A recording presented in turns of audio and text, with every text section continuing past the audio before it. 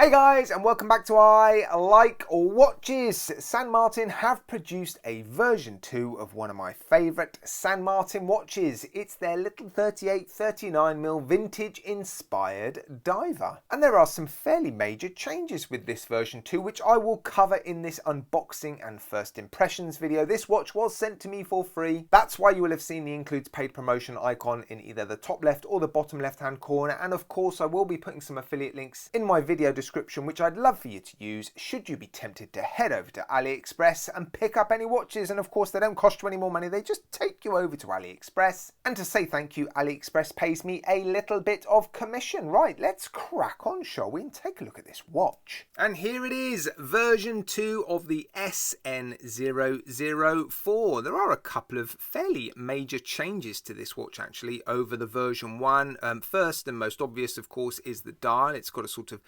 leathery looking dial.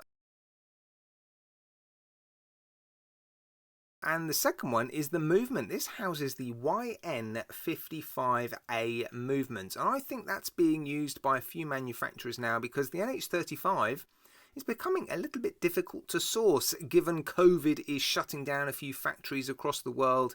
So yes, you may see the YN55 appearing in a few watches. I believe that's the reason why they've used it in this watch. I don't know for sure. I've read a few bits and pieces about it online, and I think by all accounts it's pretty much a clone of the NH35, but it is my first YN55A. So I'm curious to see how it goes. Right, first thing we want to do then is check the alignment of this watch and the bezel action, of course. I think that looks all right, doesn't it? Yeah. The bezel alignment looks okay. The dial, yeah, I think that's fine as well. So alignment is good. Let's have a little play with the bezel action. Resistance is quite a bit higher than average actually. It's quite, I wouldn't say tough bezel to turn, but there is definitely some decent resistance. Good grip though. The machining on the outside edge of this bezel is quite positive. There is a lot of AR coating on this watch.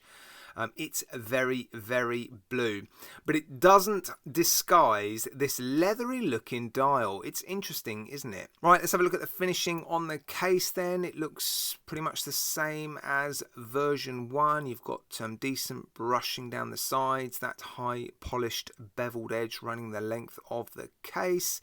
Longitudinal or circular brushing? Let's see if I can have a little look. It looks like longitudinal brushing on top of the case. Now I have fitted these optional female end links. These are available to buy on their own, and yeah, they have made a change actually to the male end links that come with this watch.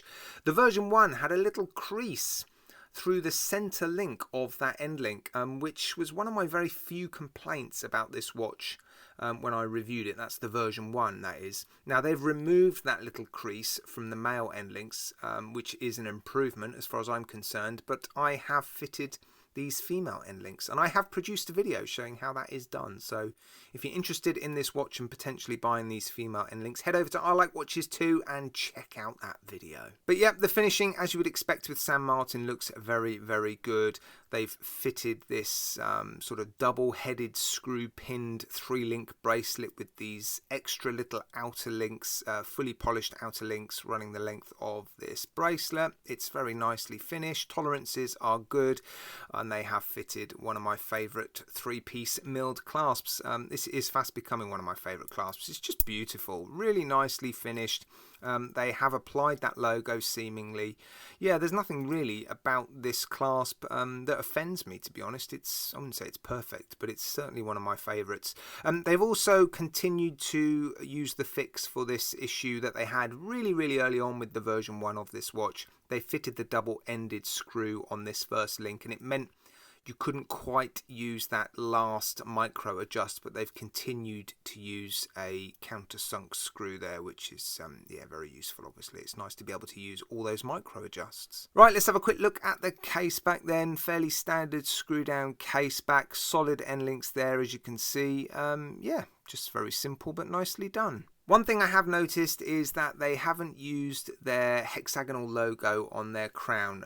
They have started to do that on their newer models. Maybe they decided to do that just after this model was produced or designed. It's got the San Martin S on it. You never know, they may start to add the hexagonal logo to that crown, but I really like the hexagonal logo on the crown and the printed name on the dial. That is my favourite combination. Look at this dial, it's definitely different, isn't it?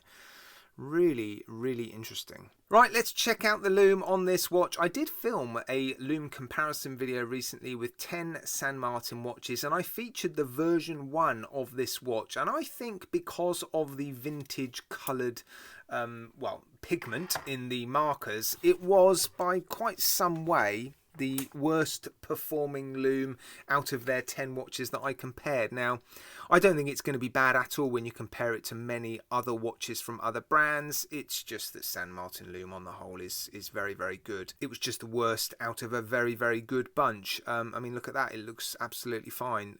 But yeah, it just isn't going to quite hold up to the standards set by some of their other divers, unfortunately, but that's the price you pay for adding that sort of vintage pigment, I think. Well, there we go, a few quirky little features with this watch, that dial, the movement, and of course the option to have these female end links. They are certainly adding variety to their portfolio of watches, aren't they? And yeah, listening to customers, which is really, really good. It's so encouraging.